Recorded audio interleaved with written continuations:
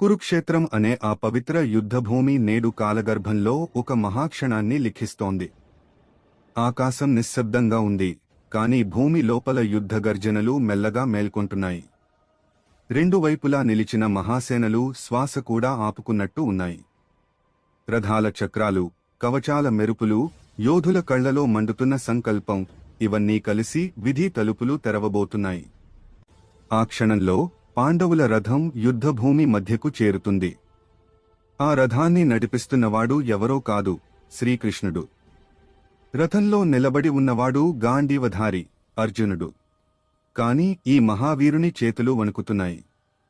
ఎదురుగా కనిపిస్తున్నవి శత్రువుల ముఖాలు కాదు, తన రక్త సంబంధాల ప్రతిబింబాలు. గురువులు, తాతలు, సోదరులు. వీళ్ల మీద బాణం ఎక్కించాలా అనే ప్రశ్న అతని ఆత్మను చీల్చేస్తోంది. అర్జునుడు విల్లును క్రింద పెట్టి నిండిన కళ్లతో కృష్ణుని వైపు చూస్తూ తన సందేహాన్ని వెలిబుచ్చుతాడు. రాజ్యం కోసం ఈ రక్తపాతం అవసరమా అని అడుగుతాడు. అప్పుడు కృష్ణుడు నవ్వడు, కోపపడడు, కేవలం సత్యాన్ని పలుకుతాడు. శరీరం నశించేది, ఆత్మ శాశ్వతమని చెబుతాడు. ధర్మం కోసం కర్తవ్యం నిర్వర్తించడమే యోధుని మార్గమని గుర్తుచేస్తాడు. రథం నెమ్మదిగా ముందుకు సాగుతుంది. కృష్ణుడు అర్జునుడికి విశ్వరూపాన్ని దర్శింపజేస్తాడు. సృష్టి, స్థితి, లయం ఆల్ ఇన్ వన్. కాలం తన నిజ స్వరూపంతో ప్రత్యక్షమవుతుంది. అర్జునుడు వణుకుతూ నమస్కరిస్తాడు. తన అహంకారం కరిగిపోతుంది. తన సందేహం కరిగిపోతుంది. ఇప్పుడు అతనిలో మిగిలింది ఒకటే, ధర్మం. కృష్ణుడు మృదువుగా కాని దృఢంగా చెబుతాడు, ఇది నీ కోసం కాదు, లోకం కోసం జరిగే యుద్ధమని.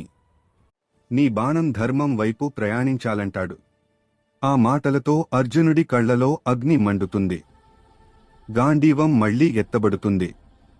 శంఖనాదం మ్రోగుతుంది. యుద్ధం ప్రారంభమవుతుంది. బాణాలు ఆకాశాన్ని చీల్చుకుంటూ దూసుకెళ్తాయి. రథాలు ఢీకొంటాయి. భూమి కంపిస్తుంది.